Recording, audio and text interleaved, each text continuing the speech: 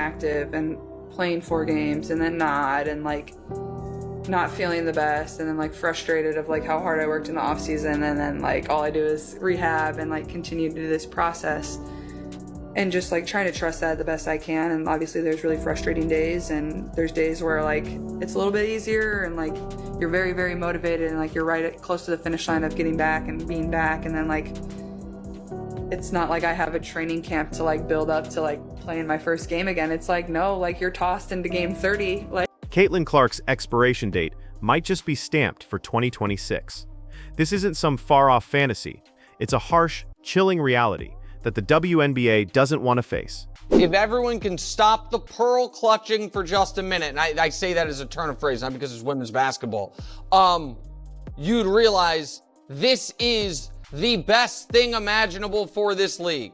Imagine waking up one morning and realizing that the one thing keeping this league alive, the one thing that's actually generating buzz, could be packing up and leaving. The future of the WNBA could hinge on whether or not Clark decides to stay. This is something that do not be surprised if President Trump speaks on with that kind of audience that is protective of a Caitlin Clark and what she stands for and what she represents. And they come to a conclusion that they believe she is being unfairly treated. The most electrifying player in women's basketball might not just move leagues. She could move the entire narrative of women's sports in a way that nobody saw coming. This story isn't just sports gossip. It's a ticking time bomb wrapped in a jersey. She is an object of scorn for good reason. She's awesome. She's swaggery. She does turn your home crowd into a road crowd. She is a frustrating player to guard, all of it. And now let's talk about the unspoken truth of the WNBA. Right now, the league is one bad decision away from irrelevance. Sure, there are other players, but let's face it, Caitlin Clark is the face of the WNBA. Without her, the league becomes a shadow of its former self. Take her away, and you're left with a league that is basically an afterthought. Listen, I said this back when Caitlin was at Iowa, and everyone was, I thought, being overly protective of her, and I thought a lot of that had to do with like, oh, this little white girl in a black sport. And I was like, man, she is a badass and a trash talker and gives it as good as she gets it. What happens to the game when the most electrifying player, the one who draws the biggest crowd, decides she's done? The WNBA will be left scrambling, trying to find a way to hold on to relevance while the fans slowly start to disappear. That is going to be a problem for the WNBA. And based on Trump's history with the NFL and him being an obvious sports fan, goes to events and stuff like that, he pays attention to this kind of stuff. I'm just warning them, watch it, because if he gets involved and that base gets involved, because somehow, some way they embrace victimhood on a part of Kate. The harsh reality is this: Caitlin Clark isn't just another player. She's the only reason many people even care about the league. She's the one who brings in the viewers, fills the arenas, and creates those viral moments that everyone talks about. Without her, what are we left with? Cunningham? Hull? Engelbert's chair? When Caitlin Clark is gone, there will be nothing left except some empty seats and a whole lot of awkward silence. If she is, for some of these teams, a bit of a villain, that's sweet. It only will make her better. She is already one of the 3 or 4 best players in the sport, as a lot of us thought she would be in short order. And sports are best like this. But Caitlin Clark's ability on the court is otherworldly. She doesn't just play the game, she redefines it. Her passes, they make you question the laws of physics. Her shots, impossible angles, deep threes from the logo, stuff that only happens in video games. I mean, yeah, like I would have loved to win one of them, but honestly, like 2 of my most fun nights in college were after losing the national championship. Like, yeah, fair. We had just as much fun. Yeah. Like, yeah. I mean, yes, we were sad. We would have loved to win one of them. And I think I would have loved to win one of them. Not so much because like, okay, yeah, like I win one of them, we get like a ring, whatever, like people celebrate. But like, honestly, I think people celebrated us just as much as they did if we, didn't win, obviously. She's rewriting what we thought was possible for a female basketball player. And yet, despite this, the WNBA is still trying to push players like Angel Reese into the spotlight. Let's be honest here. Reese might be fine, but when you compare her to Clark, the gap in skill is staggering. If everyone can stop the pearl clutching for just a minute, and I say that as a turn of phrase, not because it's women's basketball, you'd realize this is the best thing imaginable for this league.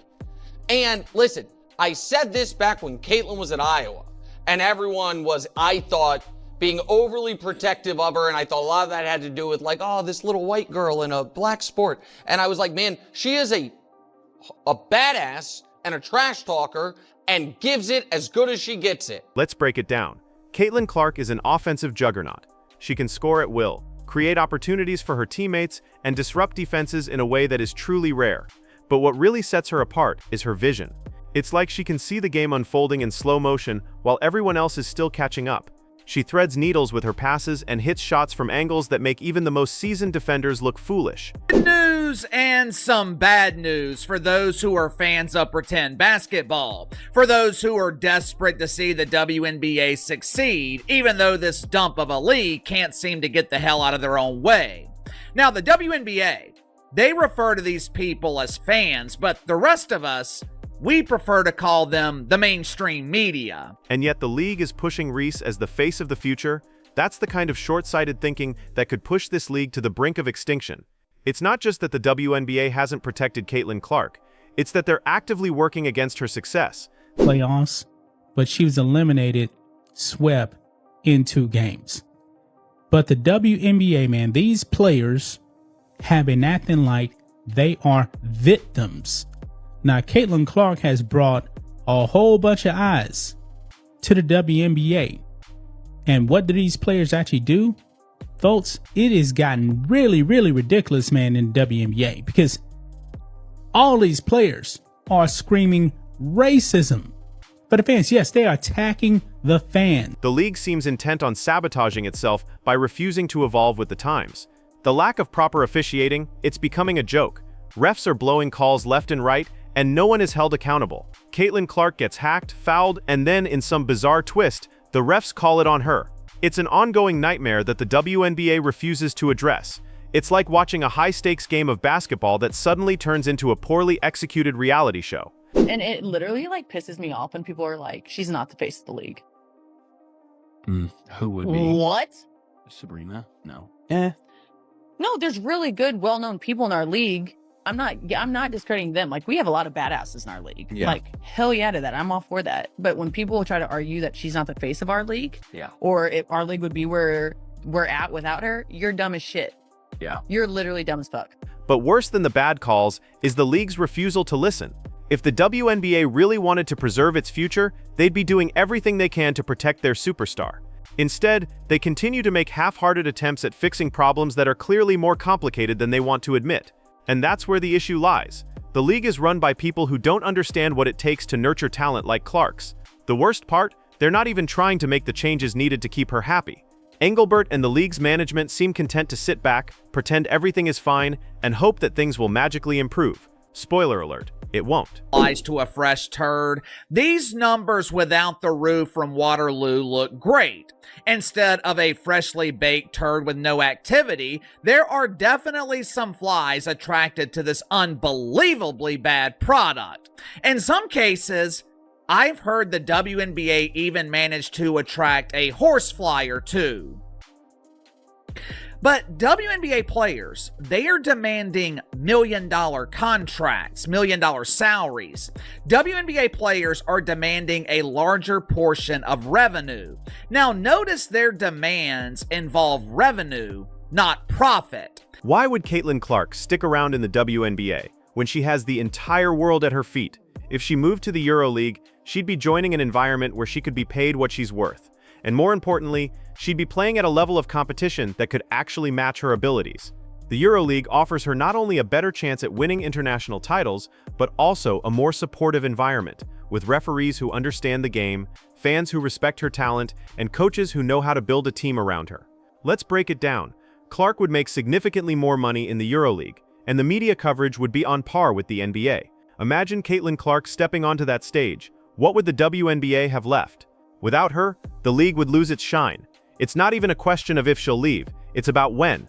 The EuroLeague offers Caitlin the perfect opportunity to showcase her talent on a global stage while being treated with the respect she deserves. Fever basketball team has been hit with several blows, man. This whole season, Caitlin Clark went down early. You even had at one point Sophie Cunningham going down for a little bit. But one thing I can say is that a lot of these players like Kelsey Mitchell, Leah Boston, Natasha Howard stayed the course. You know, when you want to make it to that next level, especially in the second half of the season, going to make an impact all throughout the league, you have to stay the course. And that's just... If she were to leave, the WNBA wouldn't just lose a player, they'd lose everything. Let's talk about the skill gap in the WNBA, because it's painful to watch. Caitlin Clark is head and shoulders above the rest, and it's obvious to anyone with even a passing knowledge of basketball. While there are a few players who can keep up with her, they're few and far between.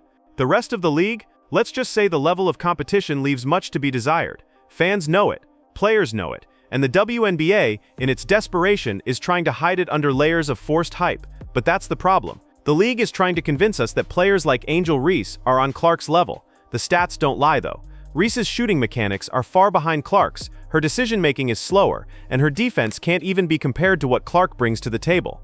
Yet the league continues to push these mismatched rivalries, hoping that fans will buy into the hype. The truth is simple. The WNBA is relying on one player to keep everything afloat, and without her, the league falls into obscurity.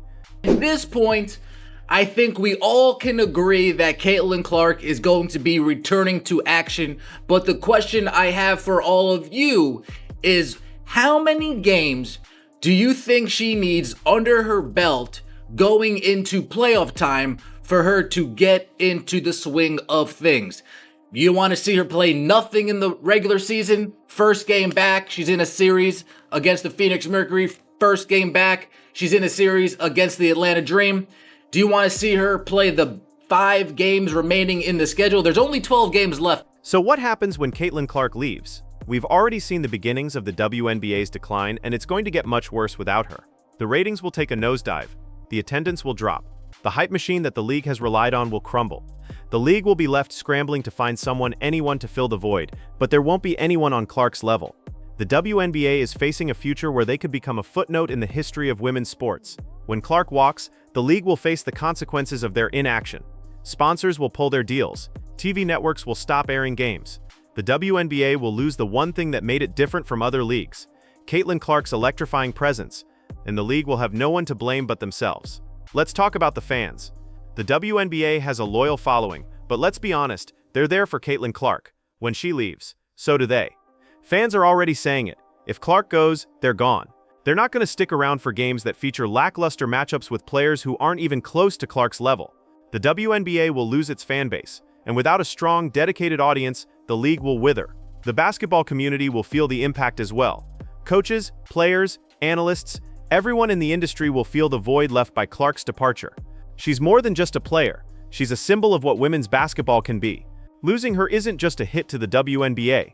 It's a blow to the entire movement of women's sports. Juana Bonner drama. We know that was a locker room situation, but guess what? They stayed the course. And that's what they got to do to make it to the WNBA championship. Ultimately, a lot of people have been boycotting for Caitlin Clark to not come back. With Ari McDonald down, Sydney Colson down, a lot of people feel like the depth isn't what it was. I feel like Caitlin Clark definitely need to come back. Sophie Cunningham, the way she's been balling, they'll be all right, man. As Caitlin Clark continues to shine in the EuroLeague, the WNBA will be left scrambling. Expect desperate attempts to save face. They'll probably announce new faces for the league, but it won't matter. Without Clark, the league will be stuck trying to make stars out of players who simply can't live up to the standard she's set. The damage will be done, and no amount of media hype will fix it. The fans will know it, the players will know it, and the world will know that the WNBA failed to protect its best asset. In the end, it's clear. If Caitlin Clark leaves, the WNBA won't just lose a player, they'll lose everything. The league's future is tied to her, and if they fail to protect her, they'll watch as their credibility crumbles before their eyes. It won't just be the loss of a superstar, it'll be the end of an era. The WNBA is staring down the barrel of its own collapse, and unless they make some major changes, they'll be left wondering how it all went wrong. The question isn't if Clark will leave, it's when. And when she does, the league will be left picking up the pieces.